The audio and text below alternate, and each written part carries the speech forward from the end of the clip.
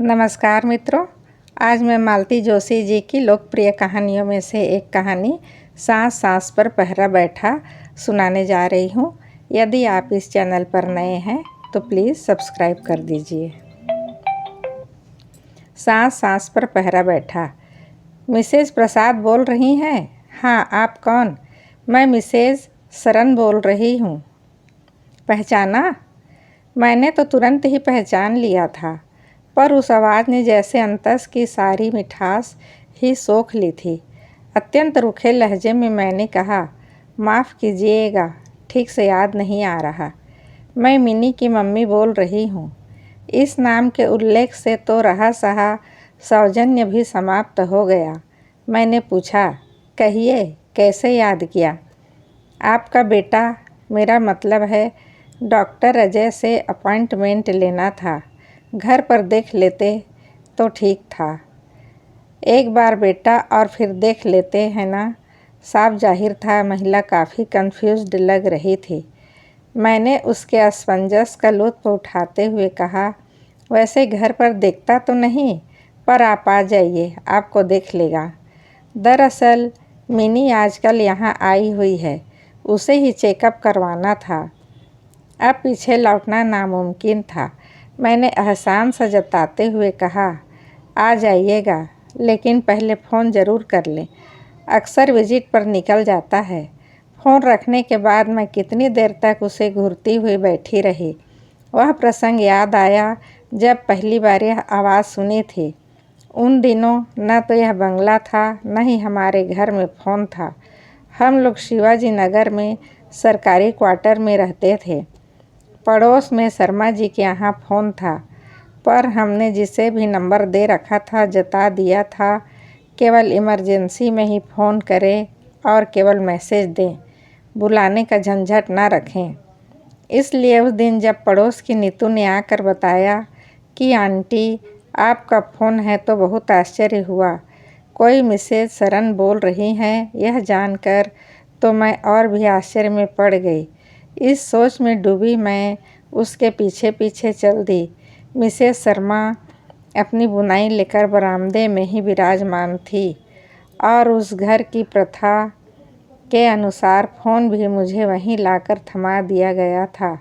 Hello, मैंने काँपती सी आवाज़ में कहा। हेलो, कौन? मिसेज प्रसाद बोल रही हैं? उधर से एक दबंग आवाज़ आई। हाँ, मैं मिसेज सरन बोल रही हूँ। जी, मैंने पहचाना नहीं।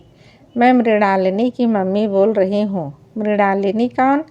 आपके बेटे के साथ पढ़ती है, आपके घर भी अक्सर आती रहती है शायद। कौन? मिनी? जी, उसका नाम मृणालिनी है। यह बात कुछ ठोक बजाकर इस तरह कही गई थी कि दोबारा मैं उसे मिनी कहने की साहस न करूं। आप बता सकती हैं आपका बेटा आज कहाँ गया है? शायद भोजपुर जाने की बात थी। कौन कौन गया है? शायद पूरी क्लास ही गई है। मोटरसाइकिल से गया है? यहाँ से तो मोटरसाइकिल पर ही गया है। शायद बस करने की बात थी, पर बस के लिए कहाँ इकट्ठा होना है यह मुझे मालूम नहीं है। मेरी बात पूरी भी ना हो पाई थी कि वहाँ से फ़ोन रख दिया गया। मुझे बहुत बुरा लगा। अपनी बात ख़त्म करते ही मैं फ़ोन रखने वाली थी, पर वे ही बाजी मार गई। हताश होकर मैं पलटी तो देखा अपनी बुनाई मुलतवी करके मिसेस शर्मा फ़ोन पर कान दिए बैठी है। उनकी आंखों में उत्सुकता फूटी पड़ रही थी। उनके सामने कुछ तो कहना था। ये लड़कियां भी अजीब होती हैं। अरे तुम बाहर जा रही हो तो घर पर ठीक से बता कर तो जाओ, माँ बाप बेचारे परेशान होते हैं। मिसेस शर्मा के सामने तो मैंने अभिनय कर लिया, पर घर पहुँचने पर मुझे अपमान फिर सालने लगा। कानों में वही आवाज़ गूंजने लगा जैसे मुझे कोई कटघरा में खड़ा करके क्रॉस एग्जामिन कर रहा हो। मैं इस कदर जली भुनी बैठी थी कि अजय के लौटने पर उसे पानी भी पीने नहीं दिया और शुरू हो गई। वो तुम्हारी मिनी की मम्मी का फ़ोन आया था। क्या कह रही थी? दुनिया भर के सवाल पूछ रही थी। ये लोग कहाँ गए हैं, कैसे हैं, साथ में कौन कौन है? क्या मिनी घर पर कुछ बताकर नहीं जाती? अजीब बेवकूफ़ औरत है। अजय, मैंने डपटा, तुम किसी की माँ के बारे में बात कर रहे हो। सॉरी मम्मा, पर मेरे सामने मिनी ने उन्हें सारे डिटेल्स बताए थे। कह रही थी ये 5वीं बार सब कुछ पूछा जा रहा है। तो क्या तुम उसके घर गए थे? हाँ, उसने कहा था मुझे पिकअप कर लेना। वहीं से हम लोग गर्ल्स हॉस्टल गए थे। तभी तो उनका माथा ठनका होगा। सोचा होगा दोनों अकेले ही कहीं निकल गए हैं। पर जो कुछ भी कहना सुनना था अपनी बेटी से कहती। मुझ पर रोब झाड़ने की क्या ज़रूरत थी? अपनी बेटी पर तो बस चलता नहीं, दूसरों पर धौंस जमाती है। इस औरत का दूसरा फ़ोन से तो और भी अप्रीतिकर था। आज भी याद आती है तो अपमान से मेरा बदन जलने लगता है। उस समय तक मिनी मेरे घर में ही नहीं, मेरे मन में भी रच बस गई थी। उसके लिए कार्डिगन बुनते बुनते मैं बहुत महीन सपने बुनने लगी थी। अब मेरे घर में उसकी पसंद का खाना बनने लगा था, उसकी पसंद के अचार बनने लगे थे। एक दिन अजय ने शिकायत कर दी, मम्मा ये भूखड़ लड़की मेरा सारा टिफ़िन चट कर जाती है। तब से मैं अजय को बड़ा सा टिफ़िन देने लगी थी। उसमें आलू के, मेथी के, मूली के, गोभी के पराठे बदल बदल कर देती। तीज त्योहार पर उसके हिस्से की मिठाई भी रखती। बाजार जाती तो उसके नाप की चूड़ियाँ ले आती या बालों में बांधने के लिए नई नई चीज़ें ले आती। कभी उसके लिए रुमाल का सेट ले आती या मीठी सुपारी के पैकेट्स। अपनी मनपसंद चीज़ें पाकर वह बच्चों की तरह किलकारी भरती और मेरी खुशी का पारावार न रहता। एक दो बार अजय ने कहा भी, मम्मा क्या तुम्हें नहीं लगता कि कुछ ज़्यादा ही हो रहा है? फालतू फिलॉसफी बघारने की ज़रूरत नहीं है। मैं उसे डपट देती, भगवान ने मुझे लड़की नहीं दी है, वही शव का पूरा कर रही हूँ। बस इसमें ज़्यादा और कम की क्या बात है। इस बार लेकिन ज़रा अति ही हो गई थी। भतीजे की शादी में मैं हैदराबाद जा रही थी तो मिनी ने हैदराबादी मोतियों की फरमाइश कर दी। मैं तो निहाल हो गई। अपने गुप्त खजाने से मैंने पैसे निकाल लिए और श्रीमान जी से छुपा कर एक प्यारा सा सेट खरीद लिया। घर लौटते ही मैंने अजय को अपनी सौगात दिखाई। उसने निर्लिप्त भाव से देखा और रख दिया। वैसे भी लड़कों को इन चीज़ों में कोई दिलचस्पी नहीं होती, पर मेरा उत्साह तो फूटा पड़ रहा था। मैंने कहा, मिनी के लिए है क्या? वह बुरी तरह चौंका। और क्या, तुम क्या समझे थे? ये झुमके मैं पहनूंगी? मम्मा, उसने गंभीर होकर कहा, उसके लिए इतने पैसे फूकने की कोई ज़रूरत नहीं थी। इतने पैसे कहाँ फूके हैं? कोई बहुत महंगा थोड़े ही है। तब तो और भी, तुम समझती नहीं हो मम्मा, वे लोग बहुत बड़े लोग हैं। तुम्हारी ये पसीने की कमाई वहाँ 2 कौड़ी की होकर रह जाएगी, इधर उधर फींकती फिरेगी। वह मजाक में कुछ कह देती है और तुम उसे पकड़ कर बैठ जाती हो। खाने पीने तक तो ठीक है, but this is too much. मैंने कोई प्रतिवाद नहीं किया। चुपचाप वह सेट उठा कर रख दिया और अवसर की प्रतीक्षा करती रही। मुझे ज़्यादा दिन नहीं रुकना पड़ा। एक दिन आकर मिनी ने मेरे पाँव छुए। आंटी, आज मेरा बर्थडे है, आशीर्वाद दीजिए। मैंने तुरंत वह सेट लाकर उसके हाथों में थमा दिया। उसने डिब्बा खोलकर देखा तो उसकी आंखें हर्ष और विस्मय से भर उठी। Oh aunty, you are so sweet, उसने कहा और फौरन मेरे ड्रेसिंग टेबल के सामने बैठकर पहनने लगी। 3 ही चीज़ें थी, हार, कंगन, झुमके। पर पहनते ही जैसे उसका रूप और भी निखर आया। वह मुग्ध होकर अपना ही प्रतिबिंब निहारती रही। वह कमनीय रूप रात भर मेरी आँखों में तैरता रहा, मेरे सपनों को आनंद से सराबोर करता रहा। इतने दिनों तक तो पति से यह बात मैंने छुपा रखी थी, पर खुशी के आवेग में उन्हें भी सब कुछ सुना दिया। रात में इन्होंने मुझसे कुछ नहीं कहा, पर सुबह नाश्ते के समय बोले, जया, बुरा न मानो तो एक बात कहूँ। कहिए। दरअसल तुम बहुत ज़्यादा भावुक हो, इसीलिए बहुत ऊंचा उड़ने लगती हो। मुझे डर लगता है किसी दिन अपने ही द्वारा छली जाओगी। किस बारे में कह रहे हैं? यही बच्चों के बारे में। देखो, अब वह पहले वाला ज़माना तो रहा नहीं। लड़के लड़कियां आजकल निसंकोच एक दूसरे से मिलते हैं, बात करते हैं, एक दूसरे के घर जाते हैं। मेडिकल स्टूडेंट तो कुछ ज़्यादा ही फ्री होते हैं। तो कहना यही है कि बहुत सारे सपने मत देखा करो, पछताओगी। मैंने बहस नहीं की, इच्छा ही नहीं हुई। ऐसी बातों पर कोई बहस करे भी तो क्या हूँ?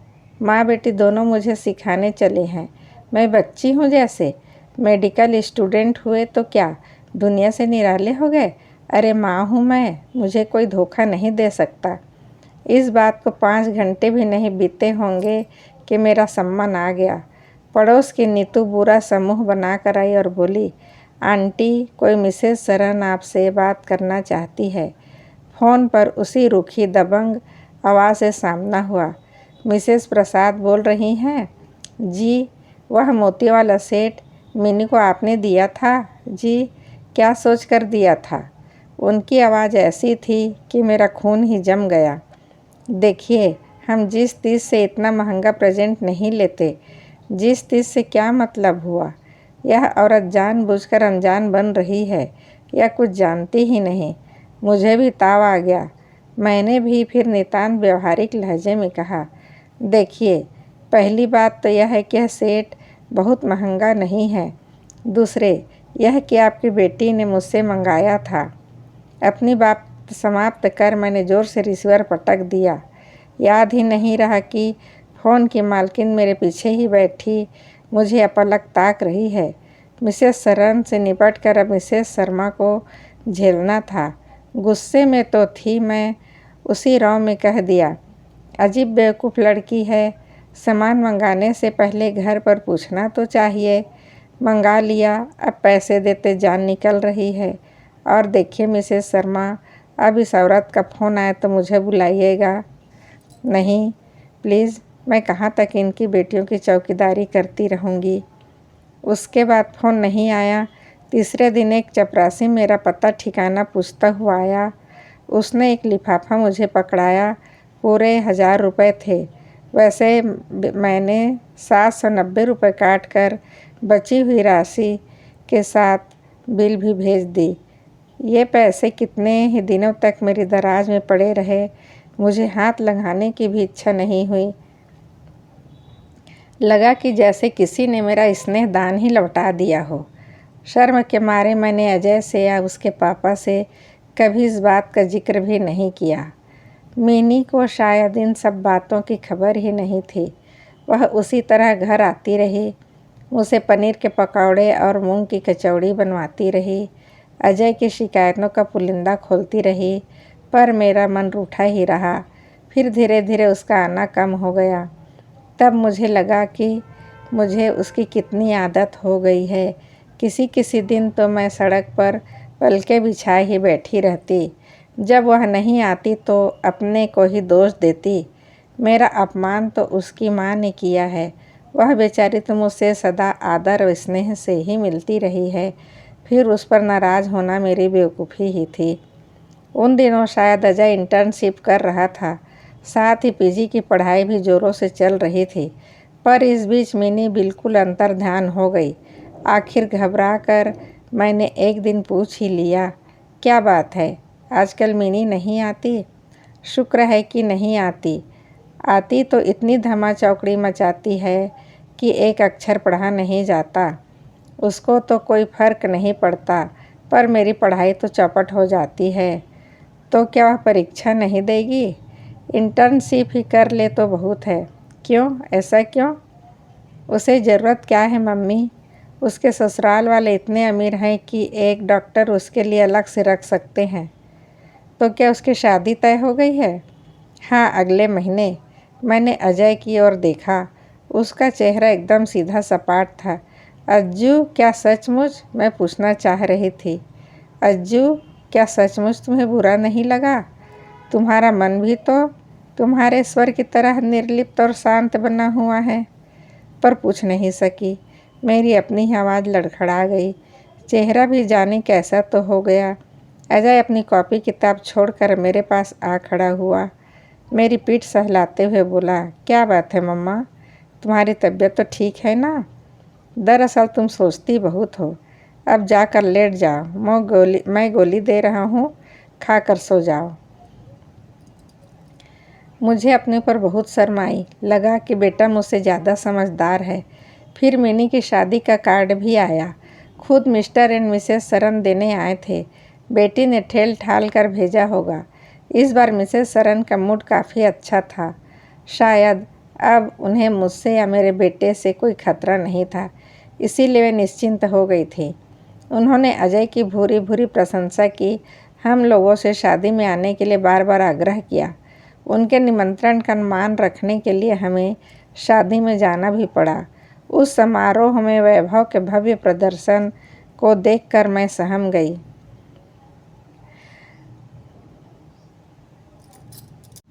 किस बूते पर मैं इस लड़की को बहू बनाने चली थी।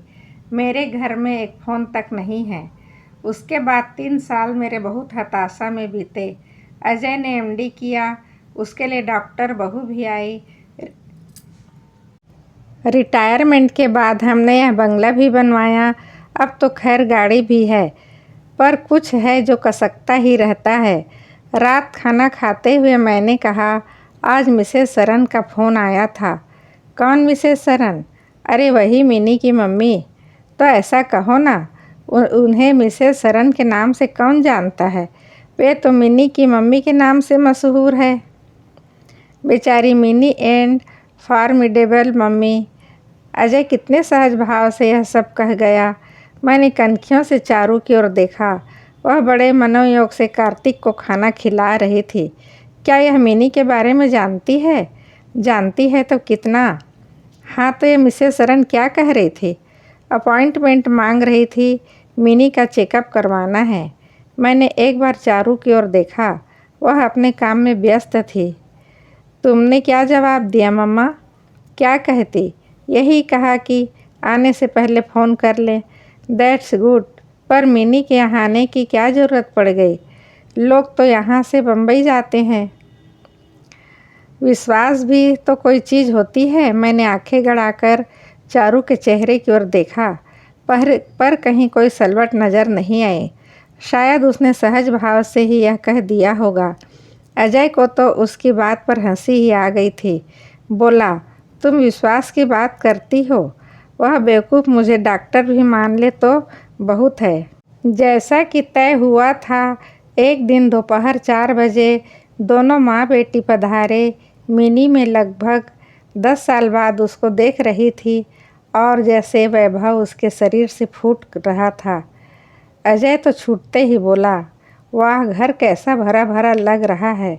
पता चल रहा है कि कोई खाते पीते घर की महिला अधिकारी बैठी। खाते पीते घर की होने से क्या फ़र्क पड़ता है बेटा? कोई खाए पिए तब तो। इसे ना तो भूख लगती है ना नींद आती है। सोती है थोड़ी देर को तो अजीब अजीब सपने आते हैं। इतने से उम्र में भी बीपी की प्रॉब्लम हो गई है। डॉक्टर कहते हैं कि जल्दी कंट्रोल नहीं हुआ तो हार्ट भी डैमेज हो सकता है। वहाँ से ऐसी चिट्ठियाँ लिखती है कि पढ़कर रोना आ जाता है। इसीलिए मैंने यहीं बुला लिया। इतने दिनों तक तो बच्चों के स्कूल का बहाना था, अब तो ये दोनों भी हॉस्टल चले गए हैं। मैंने कहा, अब यहाँ 24 महीने रहो और लगाकर इलाज करवाओ। तुम्हें ठीक करके ही भेजूँगी। 2-4 लोगों से जब तुम्हारा जिक्र किया तो मैंने भी कहा कि चलो अपने बेटे को दिखा लेती हूँ। लंबे चौड़े वक्तव्य के बाद सांस लेने को रुकी तो बेटे ने कहा, अच्छा तो आंटी, अब यह बताइए कि मैं डॉक्टर की तरह बात करूँ कि कैसे? तुम तो अपने हो बेटा, अपनों की तरह बात करो ताकि पता तो चले कि बीमारी क्या है। बाकी लोग तो बस फीस वसूलते हैं और चल देते हैं। हाँ, तो सबसे पहले इनसे कहो वह 5-10 किलो वज़न कम करे और सारी प्रॉब्लम अपने आप ठीक हो जाएगी। डॉक्टर होकर इतना भी नहीं जानती कि मोटापा बीमारियों को आमंत्रण देता है। अजय, पहले उसे ठीक से देख तो लो। झाड़ना शुरू कर दिया है। मैंने डॉक्टर माँ का हक अदा किया। और भीतर चली गई। मैं चाह रही थी कि चारू भी ठीक ठाक होकर बाहर आए, पर साफ साफ कहने का साहस न हुआ, इसलिए बात को घुमा फिरा कर यह रखी, जरा बाहर तो देखो, कैसी बंद संवर कर आई है, जैसे डॉक्टर के यहाँ नहीं किसी रिसेप्शन में आई हो। चारू ने काम जारी रखते हुए बोला, मम्मी वह बड़े लोग हैं, 5 तोला सोना तो वे लोग ऐसे ही डाले रहते हैं, तो फिर अपनी माँ के साथ तो आप लोग अपनी बहू बेटियों को जहाँ भी ले जाते हैं गुड़िया की तरह सजा कर ले जाना चाहते हैं। उसने तो जैसा मेरा मुंह बंद कर दिया हो। चाय लेकर वह घरेलू कपड़ों में बाहर आई तो मैंने परिचय करवाया। उसने सिर पर दुपट्टा डालकर पाँव छू लिए। मिसेस सरन ने थोड़ी छूकर उनको आशीर्वाद दिया और हाथ पर 100 का नोट रख दिया। एक मज़े से मिनी की गोद में बैठा हुआ उसके लॉकेट से खेल रहा था। मिनी चूमते हुए उसे बोली, मुझे इन हजरत की तो याद ही नहीं रही, नहीं तो कोई अच्छी सी टॉफ़ी लिए आते। बात नहीं, अगली बार ले आना। अगली बार आप पेशेंट बनकर नहीं, खाने पर आइए। ये तो जल्दी जल्दी में कुछ बना नहीं पाई। माय गॉड, यह तो मेरे लिए खाने के बराबर हो गया। पनीर पकौड़ा उठाते हुए कहा, ये तो मेरी फेवरेट है। आंटी, आपको तो अब तक सब पता है। So sweet of you. वह फिर पहले वाली मिनी बन गई थी। क्या कर रहे हो तुम लोग? यह लड़की तो इलाज करवाने आई है। वातावरण कुछ हल्का हो गया। अरे चाव से खा रही है, मुझे तो बड़ा अच्छा लग रहा है। यह सीन तो देखने के लिए मैं तरस गई थी। हाँ आंटी जी, मैंने आपसे पहले भी कहा था, अब फिर कह रहा हूँ, इसे कोई बीमारी नहीं है। खाली समय में इसे सूझ नहीं रहा है।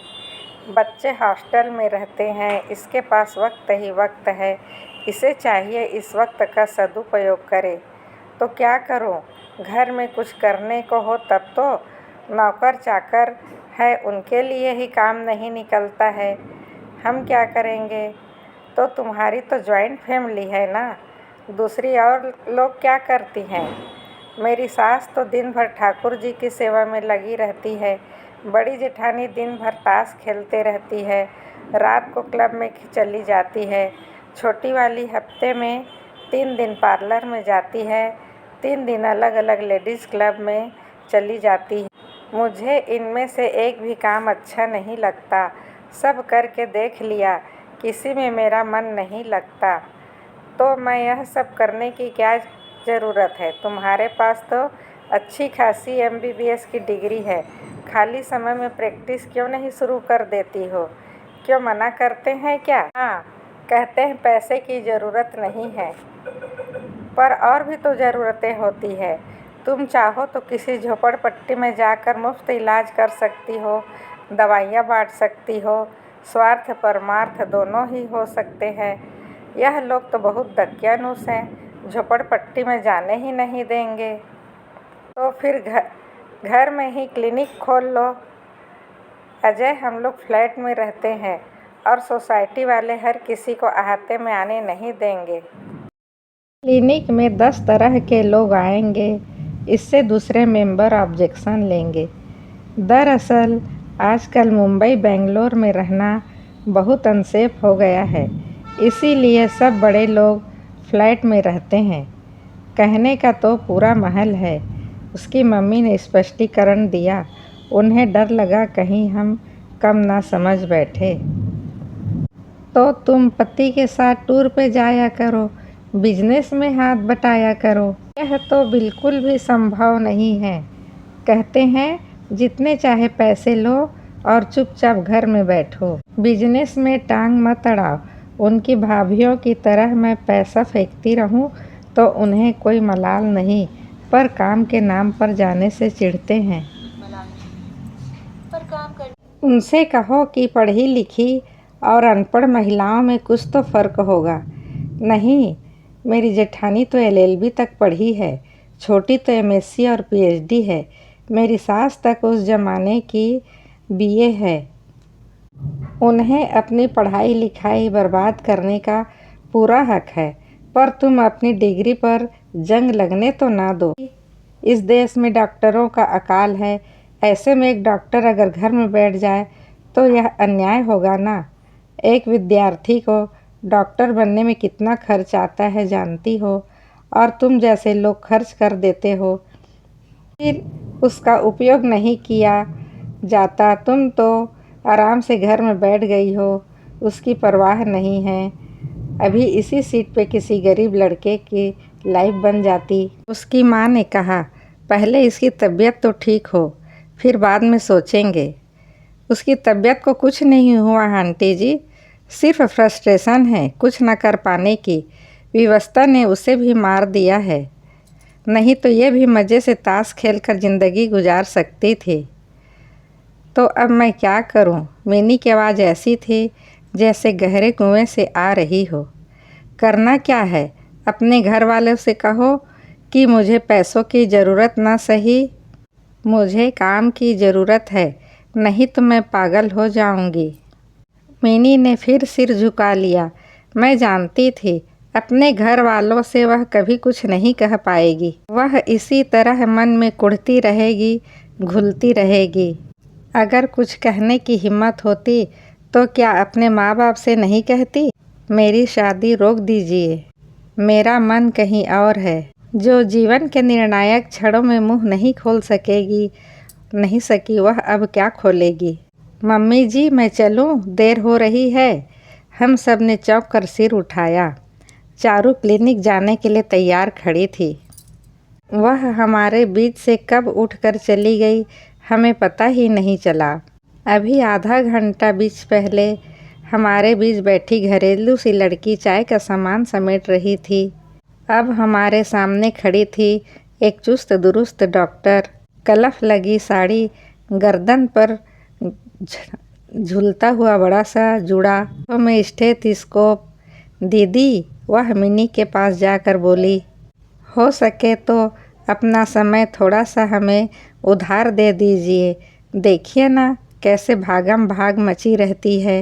2 घड़ी आपके पास बैठ भी नहीं पाई। मिनी निर्निमेष उसे देख रही थी। सचमुच चारू का चेहरा आत्मविश्वास से दमक रहा था।